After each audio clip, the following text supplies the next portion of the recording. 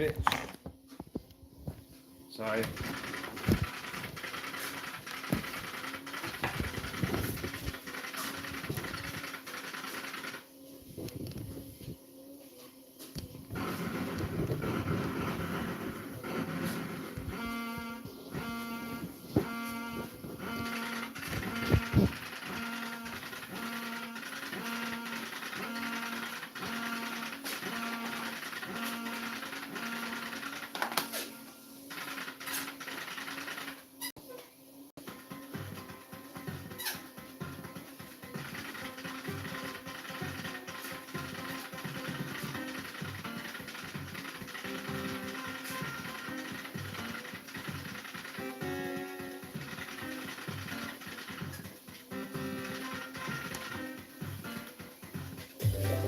One trip can change your whole outlook. One mishap can ruin your whole trip. Welcome back, creatures of the night. I am Chase with AVA Pop Culture, and the spooky season content is in full swing. And today, we are going to go back to a little forbidden era in the VHS rental store days and count down 10 of the most controversial horror movies of the 1980s. So pop that tape in. I got you. Let's go do this.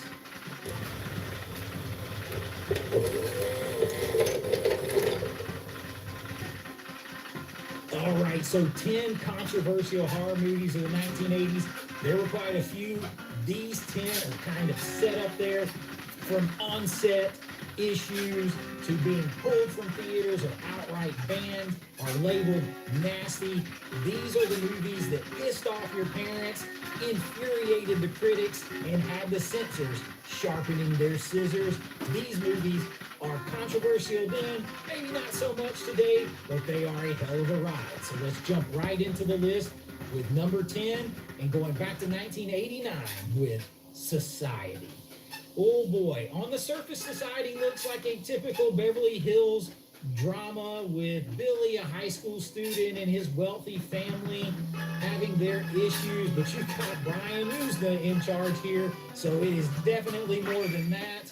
What he doesn't realize is the elites of LA are hiding a very disgusting secret. The movie builds slowly and then all hell breaks loose. Literally. There's the infamous shower scene. There's the infamous shunting scene, which is an orgy of melting flesh and body horror, upper-class monsters absorbing poor people, all that kind of stuff. Director Brian used a minute as a satire of wealth and corruption, but most audiences just kind of remembered it for the really outrageous body horror and slime. In the U.S., a lot of distributors passed on it too. They considered it too weird, too grotesque, too hard to sell. It didn't hit American theaters, American audiences really, until the early 90s, but by then it had built a cult reputation in Europe as one of the grossest and strangest I'm not gonna leave until I fucking kill social you. commentary horror movies ever put to film. Society, controversial to say the least, shocking definitely. It comes in at number 10 on this list. Now going way back even further, just squeaking into the 80s and 1980 is Maniac. And this one is definitely not for the faint of heart. Few movies were ever opened a decade with more outrage than Maniac.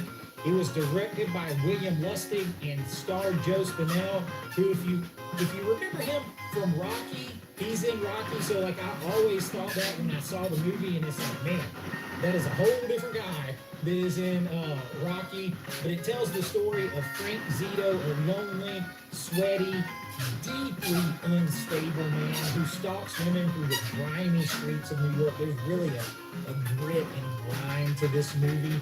But what made it controversial was literally the unflinching brutality. Special effects were done by gore master Tom Savini, who pulled off one of the most shocking head explosions ever done in film history. And it was done with a live shotgun, a mannequin, and like a bunch of squibs and a detonation. But man, oh man, was it really real looking and really over the top, and just a little bit too far over the top for a lot of audiences and a lot of censors. Critics called it misogynistic trash. Gene Siskel famously walked out of the theater after 30 minutes and spent his review time reading the name of the film's investors out loud to shame them. So it had that kind of level of stuff. In several countries, the movie was banned outright. And even in the U.S., it kind of became a sort of a lightning rod for debates on films and violence and all that stuff. But today, it is remembered as a classic, cult, grimy, grindhouse cinema classic. Maniac, not for the faint of heart. Definitely understand the controversy. It comes in. Now, number 8 on this list, we cannot go a whole list of controversial horror movies from the 80s without talking about Lucio Fulci.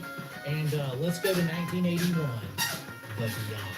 Now, this is pure Italian nightmare fuel. It has a huge brand new release that is a beautiful 4K release, but that does not make it any less controversial or any less unsettling. It is literally like a waking, incoherent nightmare of gore and grime and just shocking content. The plot follows a woman who inherits an old hotel in Louisiana, which just happens to be built over one of the 7 gateways to hell. Maybe I didn't mention this is part of the official, unofficial Gates of Hell trilogy. And as you'd expect, you're going to get demons, you're going to get zombies, surreal horrors. With Liberty Mutual, customized car insurance to save hundreds. Get your look away. Only pay for the June. Liberty, liberty, liberty, liberty.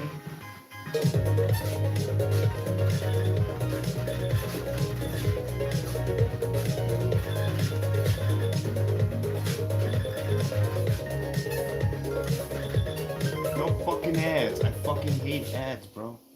What's up, Emiliano Mendez? And all of that stuff is waiting inside. Fulci's signature gore is on full display. You have faces being melted slowly with acid pouring on them. Tarantulas, I mentioned those spiders, gnawing on eyeballs, bodies torn apart by unseen forces. It's beautiful and revolting Bitch, I'm at getting the fucking same killed here. time. Buy the 4K and listen to the lead actors talk about this movie. That's worth its weight in gold and gives you a whole other perspective about this. But when it hit the US, it was butchered by censors and retitled to 7 Doors of Death. The surreal imagery was cut down, the pacing was altered, and a lot of the gore was stripped away. So for years, fans only knew the censored version until the full uncut version was restored in the late 90s. Now it is considered Fulci's masterpiece of dream logic, nightmare logic horror, though it is another one that is still not for the faint of heart. It was a famous video nasty. This one has quite the reputation. The Beyond from 1981 comes in great on this list. Next up, we have to go to Sam Raimi and his classic DIY gruesome horror film, The Evil Dead. Now, Sam Raimi's The Evil Dead is kind of that little scrappy indie film that could. It was made in a Tennessee cabin with borrowed money, with one location pretty much, and the plot is pretty simple. You have 5 friends who stumble into the woods, discover the Necronomicon, and unwittingly unleash demons that take possession of their bodies. Now, Evil Dead 2 is maybe more well-known, and a lot of people like it better. It's basically just a bigger budget retelling of the first one with more camp to it. And the same thing with Army of Darkness, which is a great film. It plays up the camp as Ash continues his battle against the Evil Dead. But the original is fast-paced, soaked with gore. But the real controversy came in when one infamous scene involving tree branches attacking a young woman kind of sent the censors off the rails, and they immediately latched on to that scene, and it landed the movie on the UK's video nasty list. It had all kinds of controversy and talk about it here in the US. So it was banned, it was dragged into obscenity trials, all kinds of stuff over that scene. But despite all of this, or maybe because of it, partly, The Evil Dead absolutely exploded into a cult phenomenon. You have Sam Raimi and Bruce Campbell, who became legends off of this. Bruce Campbell played Ash forever, including a television series. This movie is a perfect example of how controversy can help a film and fuel a sort of immortality of cult status. That's what you get with The Evil Dead. It comes in at number 7 on this list. Number 6 on this list is going to be one that's going to be hard for you to imagine today. But when I tell you that Friday the 13th from 1980 comes in at number 6 on this list, it does belong here, because when it premiered in 1980, it was one of the most despised films by mainstream critics. The plot was simple. We know the plot: Camp Crystal Lake, teenage counselors, a mysterious killer picking them off one by one. But what set it apart here was the gore. And again, responsible for that gore was Tom Savini. He had groundbreaking makeup effects in this movie. He made every arrow, every axe, every machete feel painfully real. Critics like Roger Ebert accused the film of glorifying violence against women, called the film morally bankrupt, all that kind of stuff. But despite the outrage, or maybe because of it, Friday the 13th made nearly $60 million on a shoestring budget. And yes, part of the other controversy was that it was a blatant rip-off of Halloween, something that Sean Cunningham himself does not deny. But it created a juggernaut franchise, proving controversy sells. And if you have a great mix of effects and a killer and a cool setting with good-looking kids, you can have a hell of a horror movie on your hands. Friday the 13th comes in at number 6 on this list. Number 5 on this list lands here for another reason, and it is done by a filmmaker who I actually got to talk with, spend some time with. He gave me some things on a very cool guy, but very, very different. And this movie is very, very different. I'm talking about Hellraiser.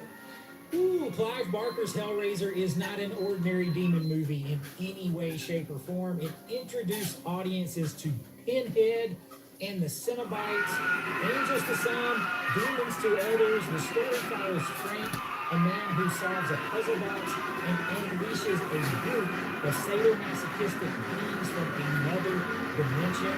The controversy here is the subject matter and the imagery. You have hooks in flesh, torn skin that pushed the censors to the limit. The MPAA demanded Barker trim lots of gore, though even the cut version was shocking for the time. But what really unnerved people here was the philosophy. Pleasure and pain could somehow be one and the same, but hand in hand. It wasn't just gross.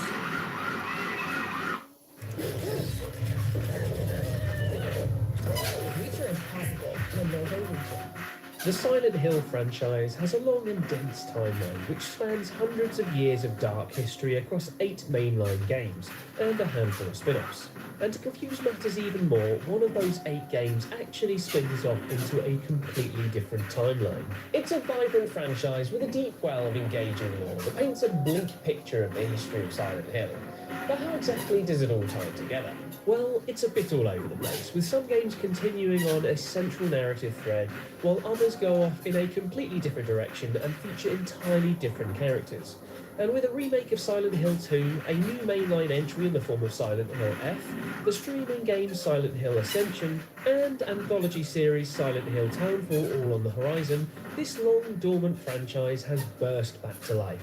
So what better time to dig back into the lore and timeline of Silent Hill?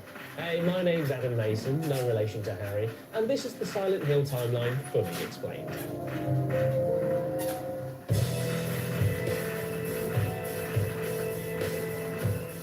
This timeline kicks off, as so many in this series have, with a quick history lesson of the fair town of Silent Hill. I mean Hill. As you can imagine, Silent Hill has something of a troubled history. Way before the 17th century, the land was settled in by the local tribes of Native Americans, who saw value in the area as a sacred place full of spirits. It was a holy place for them, and they named it the Place of the Silent Spirits, as much for their deceased loved ones as for the primal spirits of the earth that inhabited the landscape around them. But as the Book of of Lost Memories tells us in Silent Hill 2, it wasn't the ancestors of the current residents of Silent Hill that stole the land from the Native Americans. Oh no, the answer to that mystery is far more ominous. The book states, there were others who came before. In those days, this town went by another name. But that name is now hopelessly lost in the veils of time. All we know is that there was another name and that for some reason the town was once abandoned by its residents. Spooky.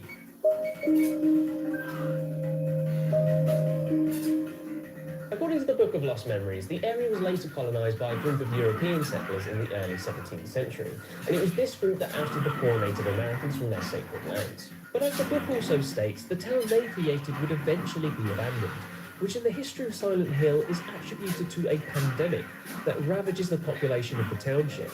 In the early 19th century, people eventually attempt to resettle in the area, and Silent Hill is formally established as a penal colony with a central prison, becoming the dark heart What's of up, the Carter? But with the colony re-established, disease rocks back up to rear its ugly head, and as a result, the Brookhaven Hospital is built to tackle the epidemic ravaging its way through the townspeople. While the prison eventually closes around the 1840s, a rich vein of coal is discovered nearby, and this helps to completely revitalise Silent Hill. Meanwhile, in 1853, four well-to-do families up and leave Silent Hill to settle on the other side of the nearby Toluca Lake, and they establish the town of Shepherd's Glen, which has its own dark and twisted history. More on that towards the end of the timeline, though. You see, the four founding families of Shepherd's Glen enter into a diabolical pact with an old god that will grant them and the town everlasting fortune and glory. But you better believe that there's a catch, and it comes in the form of the horrible old pastime of ritual sacrifice. Yet, in order to maintain the town's good fortunes, each of the four families has to sacrifice one of their children every 50 years. And this all kicks off with the sacrifice of four unfortunate kids in September 1853. Anyway, after that morbid detour, we're back to Silent Hill, which is drawn into the American Civil War in the 1860s. Another prison, this one known as the Toluca Prison Camp, is created to house prisoners of war, and in the aftermath of the Civil War, it's upgraded into a full-blown penitentiary. Fast forward about 30 or so years though, and the place is shut down. And for anyone that's keeping count, that means there are now 2 creepy old prisons knocking about this sleepy little town. Around the same time, people start mysteriously disappearing all over town, an occurrence that is linked with the end of the Native Americans' organised resistance against the American colonies, according to the official history of Silent Hill. I guess they just got sick and tired of all of Silent Hill shit and just said, yeah, whatever, we're conceding our controlling interest in the area, you deal with all the spooky crap now. Either way, it's now the early 20th century and Silent Hill is still prospering as a result of its booming mining industry. But as the 20th century rolls onwards, the mining starts to fall by the wayside, paving the way for another industry to take hold. And that, my friends, is tourism. Yet, Silent Hill sees something of a tourist boom in the early 1900s, with Toluca Lake becoming a particular beauty spot for sightseers. As ever in this weird, screwed-up town, though, this all goes sideways when a series of mysterious boat accidents occur in the lake. Chief among them the disappearance of a giant steamship known as the Little Baroness. Meanwhile, if things could even get any bleaker, a dark underbelly fixated on the occult begins to take hold of Silent Hill. Starting with weird folkloric tales surrounding mysterious carvings in the old mines, an obsession with the occult grows within a group of people calling themselves the Order. As the decades pass, this sect of occultists grew to the point where their influence was felt all over Silent Hill, from the hospitals and schools right through to the now dormant prisons and mines. And by the time of the very first game in the timeline, the Order has become the prominent force within the community. But before we dive into their sordid activities, we first travel to somewhere and something completely different. 1960s Japan. Yes, hello.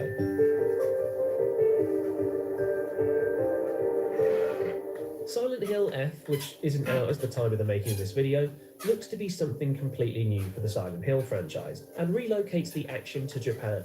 Obviously, very little is known about the game at this point, other than some of the chief staff working on it, but the ominous reveal trailer showcases some unique visuals, including a load of creepy blood-red vines that entangle a poor Japanese girl. How exactly it will all tie...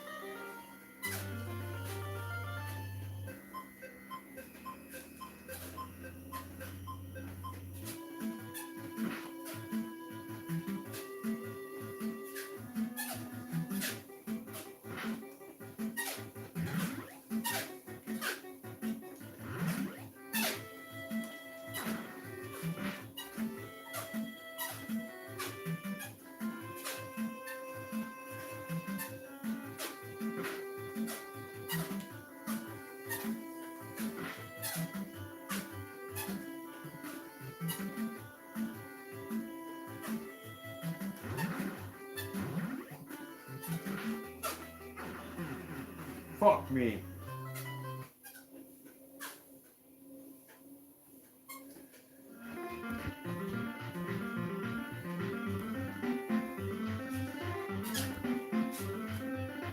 These 100% grass-fed beef sticks for Gilliam Valley are 30 sticks for just 36 bucks right now. But before you go and buy them, here are 5 reasons I replaced processed snacks with these. Number 1, ingredients.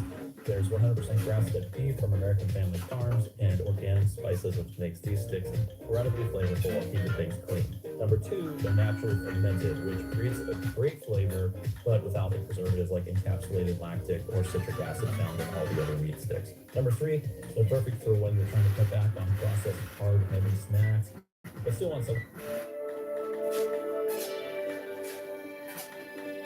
Hey guys, welcome to the Liberal Hive Mind, a channel solely focused on exposing the abundant hypocrisy of the left. Yeah, and I guess the clear hypocrisy.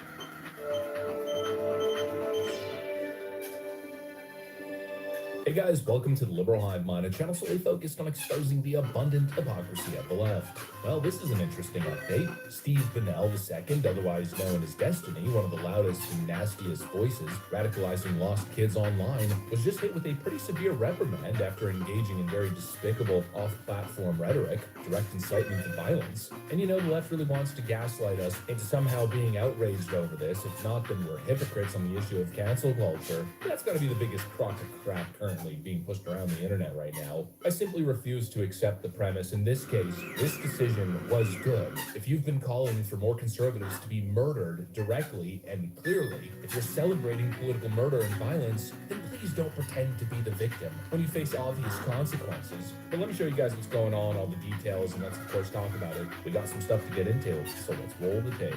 Alright folks, so take a look. Destiny claims that his channel has now been broadly demonetized on YouTube. I feel like my YouTube is gonna get color dancing because I got like broad demonetized yesterday for it. I didn't even set a video, so I don't know. I'll appeal it. We'll see what happens. But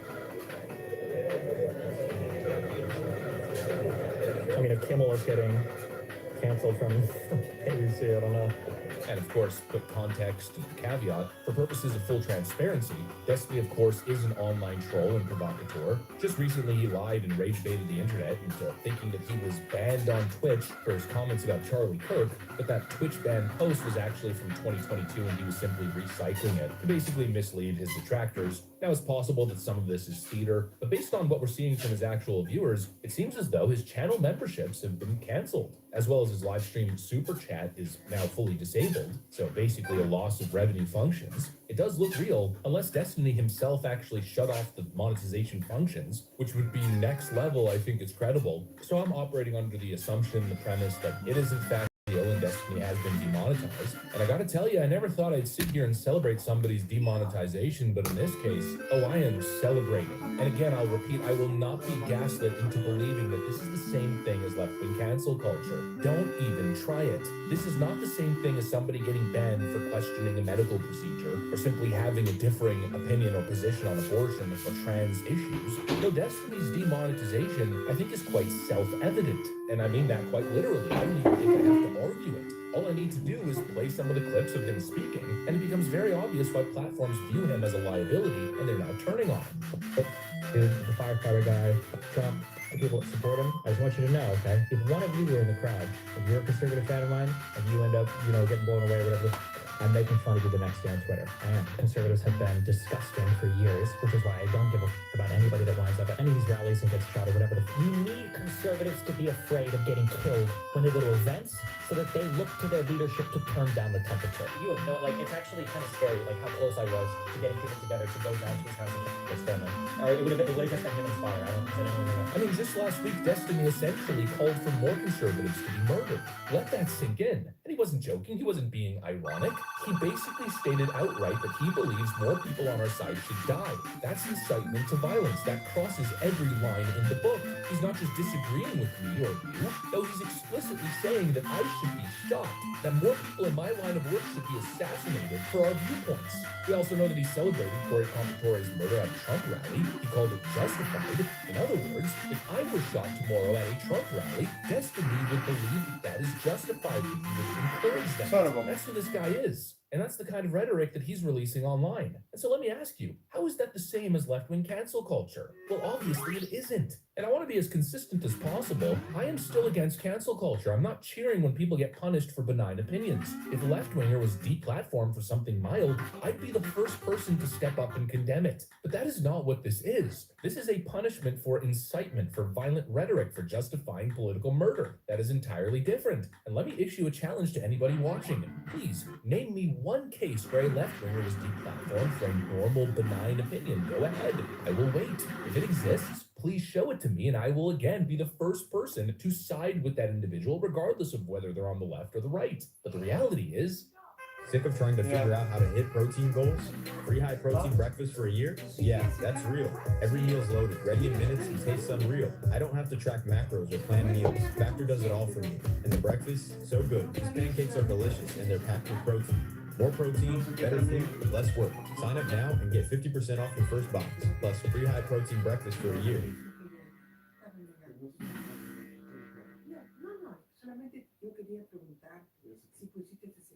Whether it's a scrape or a smash up, a rental car accident can ruin your trip. Allianz Travel Insurance gives you worry-free protection for rental car theft and damage.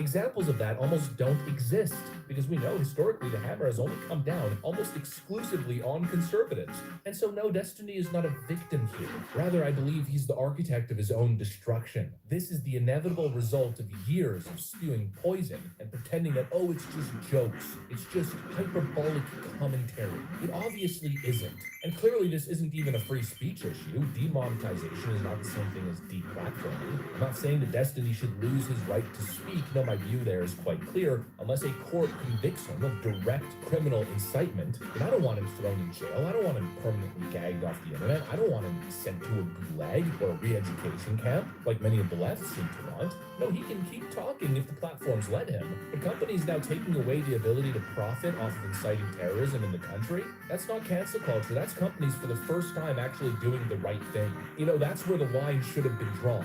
There and there alone. And all other benign political speech should be allowed. And what a ridiculous concept, too, the idea that we should now feel bad, that we should be accepting lectures on cancel culture and policing speech online, when this is the Democrat track record. We will hold social media platforms accountable for the hate infiltrating their platforms, because they have a responsibility to help fight against this threat to our democracy. And if you profit off of hate, if you act as a megaphone for misinformation or cyber warfare, if you don't police your platforms, we are going to hold you accountable. I think we need to push back on this. There's no guarantee to free speech on misinformation or hate speech, and especially around our democracy. But I also think there are Americans who are engaged in this kind of propaganda. And whether they should be civilly or even in some cases criminally charged is something that would be a better deterrent. You know, please miss me with this high-level hypocrisy. And you know, just to take it a step further, maybe this sounds crazy, but I'll say it anyways. Again, I don't want Destiny to be removed off the internet. I don't want him to lose his free speech rights. No, my hope is actually quite the opposite. My real hope is that Destiny finally snaps out of it. I hope he has a wake-up call, and with it, a redemption. I don't want him to be killed. I don't want him to be silenced. I don't want him to be permanently erased from the internet. No, that's what they want. Thanks so that's much. what they want done to us. What